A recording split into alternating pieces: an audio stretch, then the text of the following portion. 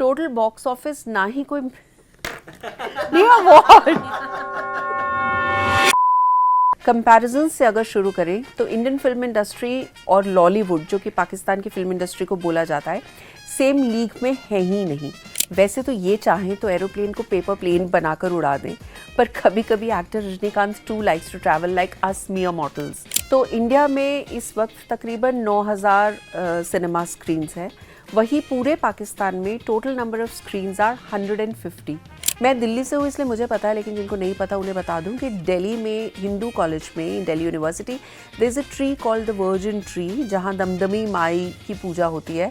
The legend says that whoever would participate in that puja and eat the prasad would lose their virginity soon.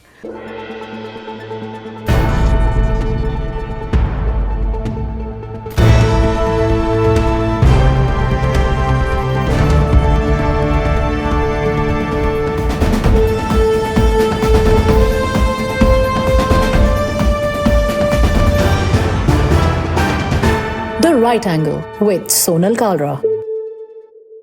हर जंग battlefield पे नहीं जीती जाती. Some unfold silently in our minds, in homes, across generations. पता है, जावेद अख्तर जी ने कभी लिखा था, पंछी नदियाँ पवन के झोंके, कोई सरहद ना इन्हें रोके. पर इसमें अब एक चीज़ और ऐड कर लीजिए, our film industry, which has long smashed through Pakistan's borders and made its way inside. Our movies, our music, our language, seeping into their streets, their celebrations, their identities. ये किसी भी देश की एक अलग किस्म की ताकत है, a soft power, a silent siege that no army can see coming. Across Pakistan, it's not just one battle that we are winning. It's the battle for imagination, for aspiration, for cultural dominance. A surrender not forced by guns, but by sheer influence. Welcome to the new episode of The Right Angle with me, Sonal Kalra. In this episode, we'll try and tell you why Bharat is indeed the BAP when it comes to the power of entertainment. But before that, the weekly wrap. इस हफ्ते एक ऐसा collab announce हुआ that we never saw coming. Imagine a world जहाँ chiffon की साड़ी पहन के बर्फ की वादियों में हीरोइन डांस कर रही है, एंड अनदर वर्ल्ड जहाँ ग्रिटी रियलिटी और वायलेंस है, and they both collide.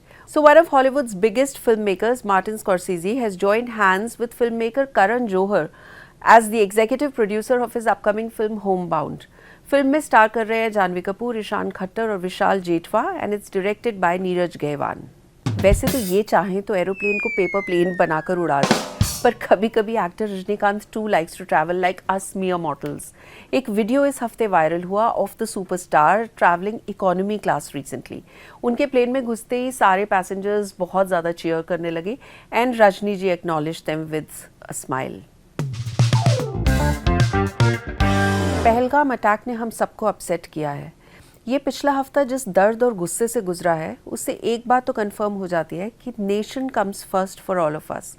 ऐसे टाइम पर जब हमारे देश के लोगों को टेररिस्ट ने मार दिया and the tensions are really high, entertainment के बारे में बात करना थोड़ा ट्रिवियल लग सकता है, लेकिन it's really important to put things into perspective that India is ahead of Pakistan, not in terms of just military strength but also as a soft power.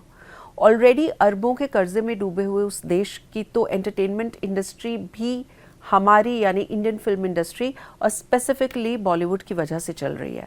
Our art has influenced audiences there for decades now, और कोई animosity उसको कम नहीं कर पाई. This is the exact reason why the release of Fawad Khan's comeback Bollywood film Abir Gulal has been blocked in India. Aim यही है कि Pakistan should be hit right where it hurts. Comparison से अगर शुरू करें तो इंडियन फिल्म इंडस्ट्री और लॉलीवुड, जो कि पाकिस्तान की फिल्म इंडस्ट्री को बोला जाता है, सेम लीग में है ही नहीं. 100 गुना डिफरेंस है इन दोनों इंडस्ट्रीज़ में. Let's begin with the number of films जो बनती हैं दोनों देशों में. तो इंडिया में 2024 में बनी तकरीबन 1494 फिल्म्स, और यही पाकिस्तान फिल्म इंडस्ट्री में 2024 में बनी 20 फिल्म्स. यस 20. तो आप देख ही सकते हैं फ़र्क. फिल्मों को छोड़िए, इनके जो सिनेमा हॉल्स हैं उनकी टोटल स्क्रीन का फ़र्क हम आपको बताते हैं. तो इंडिया में इस वक्त तकरीबन 9000 सिनेमा स्क्रीन्स हैं, वही पूरे पाकिस्तान में total number of screens are 150. In the recent years बहुत सारे स्क्रीन्स बंद भी हो गए हैं पाकिस्तान में, मेनली बिकॉज ऑफ 2 रीजंस. पहला ये कि जब फिल्म्स काफ़ी बनेंगी नहीं तो रिलीज़ क्या होंगी, और दूसरी बात ये कि 2019 से अब तक पाकिस्तान में इंडियन फिल्म्स की रिलीज पे एक ऑफिशियल बैन लगा हुआ है. Even Indian content is not allowed to be aired officially on any television channel etcetera there. अब इससे हमें तो कुछ फर्क नहीं पड़ता, लेकिन लॉलीवुड के बहुत पैसों के लाले पड़ गए हैं. Reportedly, after their self-imposed ban on Indian films, cinemas lost a major chunk of revenue.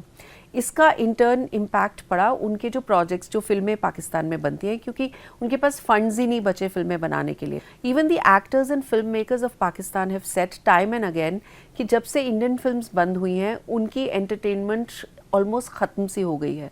Note करने वाली बात यह है कि in the recent times as many as 46 cinemas have had to be shut down in Pakistan because screen करने के लिए उनके पास कुछ है ही नहीं. Compare this to the time when Indian films were allowed. जब अलाउड थी बॉलीवुड की फिल्म्स पाकिस्तान में रिलीज होने के लिए, तब Bajrangi Bhaijaan, one of Salman Khan's biggest hits, it earned around 23 crore rupees in Pakistan. Ranbir Kapoor की एक फिल्म थी संजय दत्त का biopic Sanju, that was also a big hit. It collected almost 37 crore in Pakistan. Piracy वहाँ पे बहुत ज़्यादा रैम्पेंट हो चुकी है. हम लोग द राइट एंगल में कभी भी पायरेसी को सपोर्ट नहीं कर सकते, लेकिन पाकिस्तानियों ने ये सोचा है कि उनके लिए प्रेफर्ड सोर्स जो है वो पायरेसी ही ठीक है, बजाय कि थिएटर जाके टिकट खरीदने में, क्योंकि उनकी इकोनॉमी की हालत इतनी ज़्यादा खस्ता है. पाकिस्तान में मल्टीप्लेक्स में एक फिल्म को देखने के लिए एक टिकट का लगभग 600 रुपया लगता है. अब आप देखिए कि इंसान जब महीने का ऑन एन एवरेज 15,000 रुपये कमाएगा तो थिएटर पे फैमिली को जाकर फिल्म दिखाने का स्कोप बचेगा ही कहाँ. इंडियन कंटेंट सिर्फ एक नंबर नहीं है, इमोशन है फॉर द पड़ोसीज. उनकी अपनी शादियों में इंडियन सॉन्ग्स बजते हैं.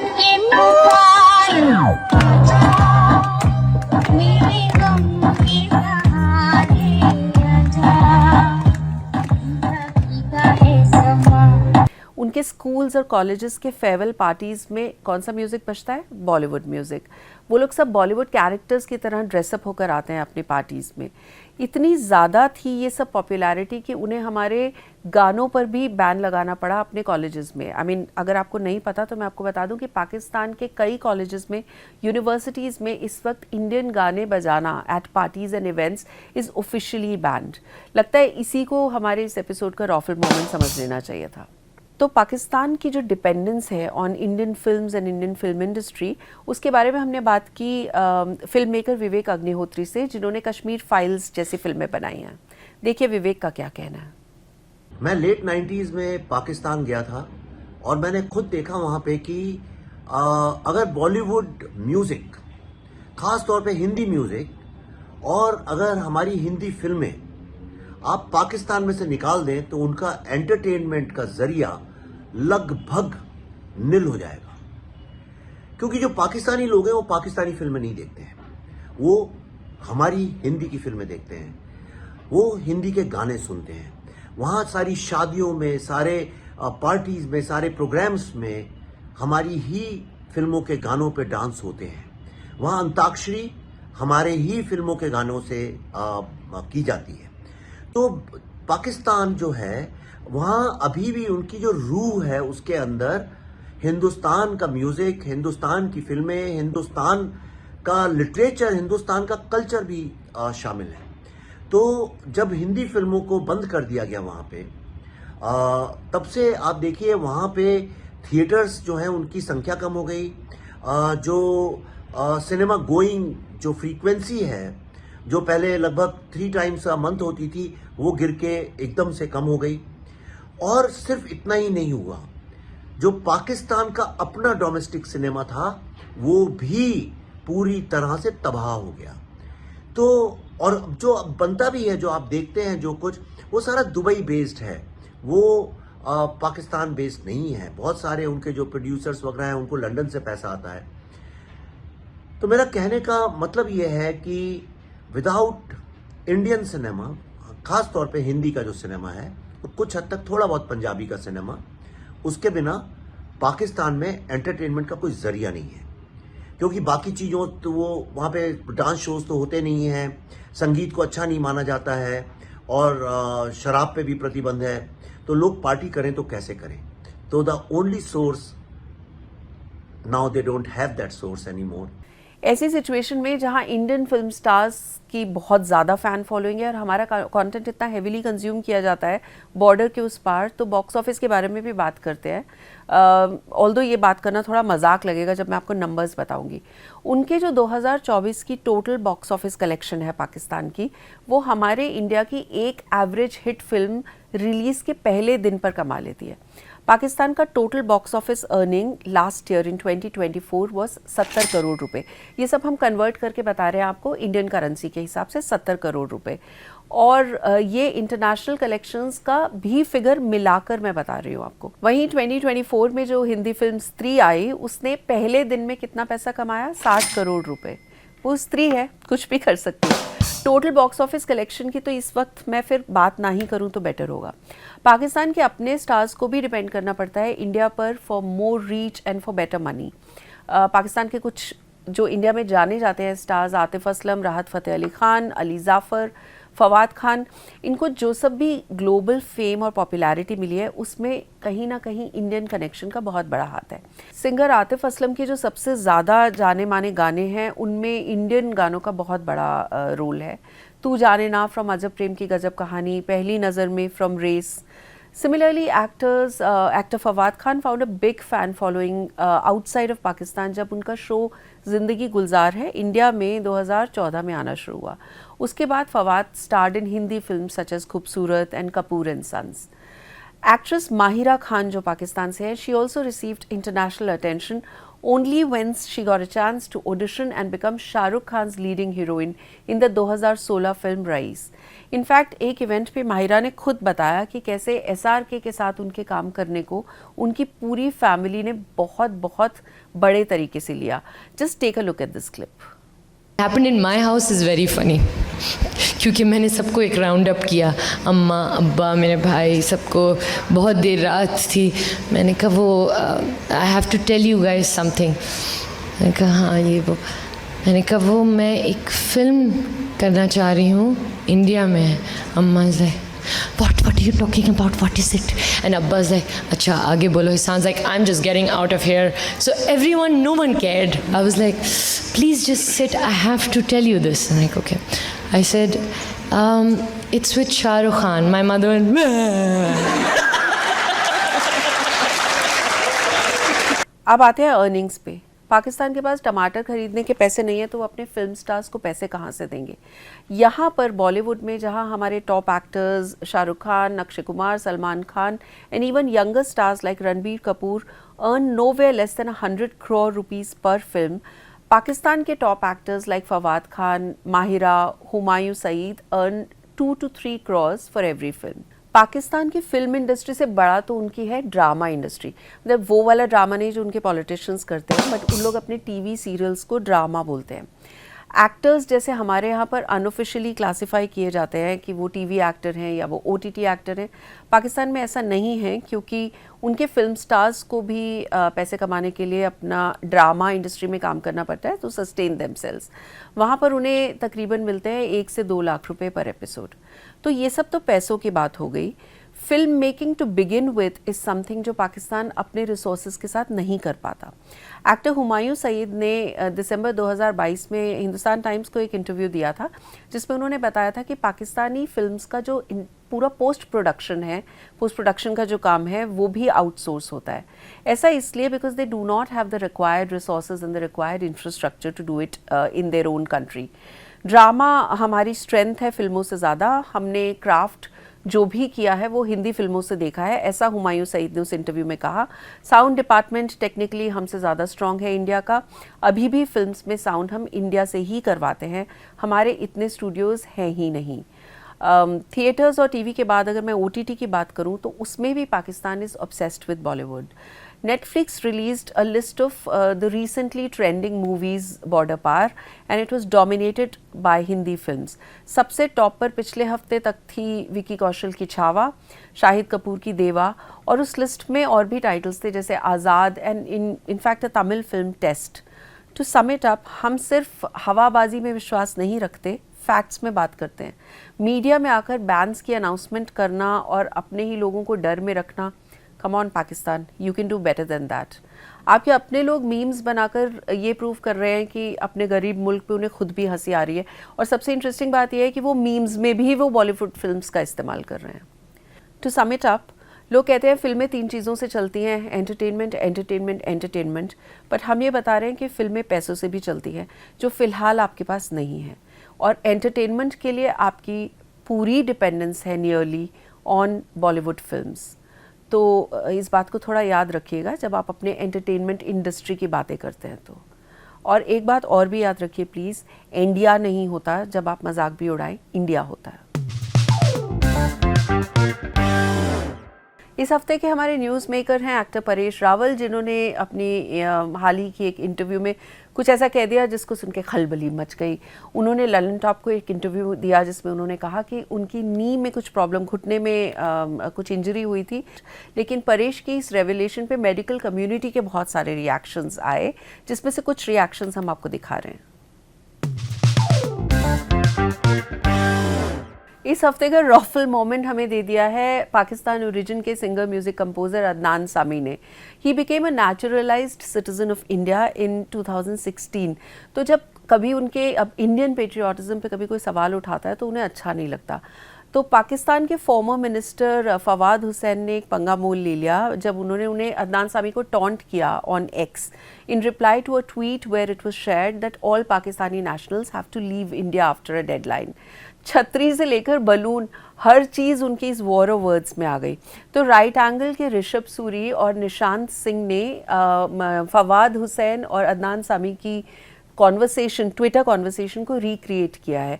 आप ज़रा सुनिए, सिर्फ आवाज़ इनकी है, शब्द उन लोगों के हैं। What about Adnan Sami? Who is going to tell this illiterate idiot? Our very own Lahori Adnan Sami, ऐसा लग रहा है जैसे बलून से हवा निकल चुकी हो। Get well soon. Even that you didn't get right, you dumbass. My roots are from Peshawar, not Lahore. To think that you were minister of misinformation and have no knowledge about any information. मेरी तो हवा निकल गई, तू अभी भी balloon है. And you were minister of science. Was that the science of bullshit? Now I know what the CH in your name stands for. मोहल्ले के डुप्लीकेट भांड. हमारा बम वापस करो। Oi CH, it took you a whole day to recover from the umbrella I opened inside you and then you came up with this? Khair koi nahi. That's what happens when you are intellectually challenged. Now, तेरे होते हुए पाक को ना बम्ब की कमी है ना बम की.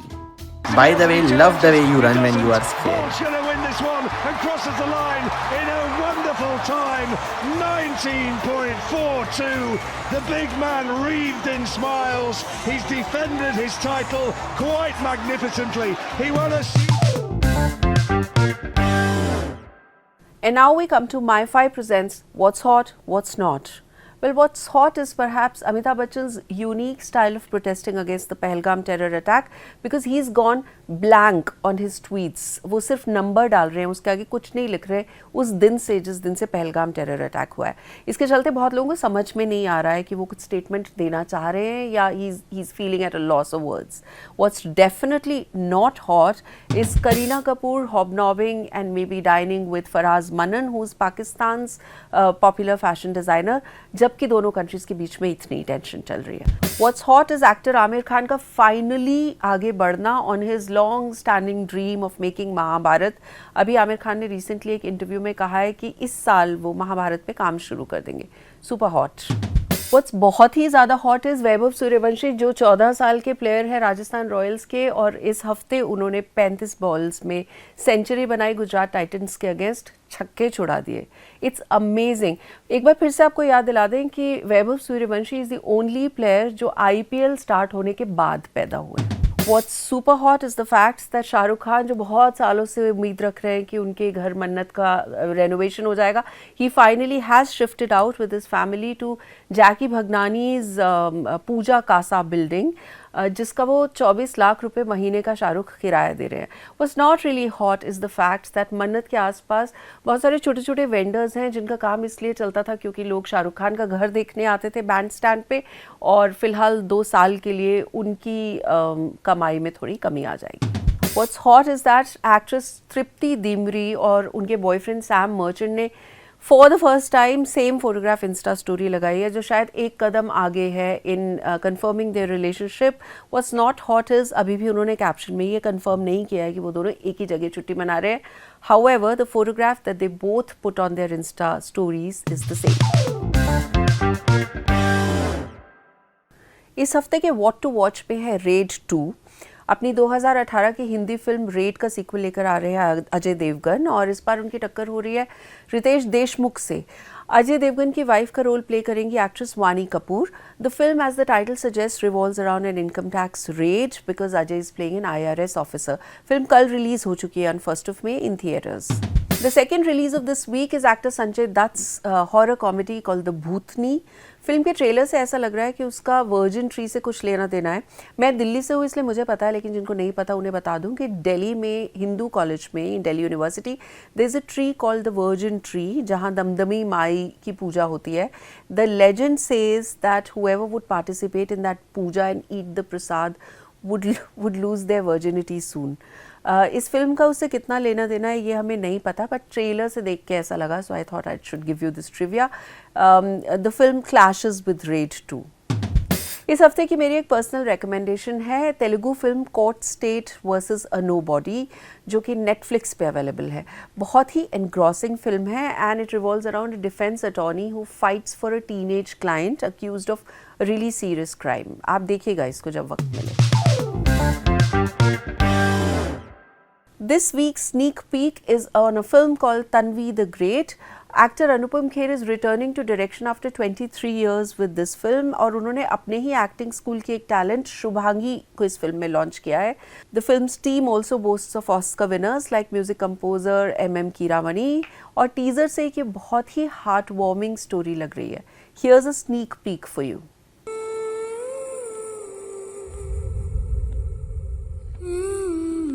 Mama, Tanvi is ready.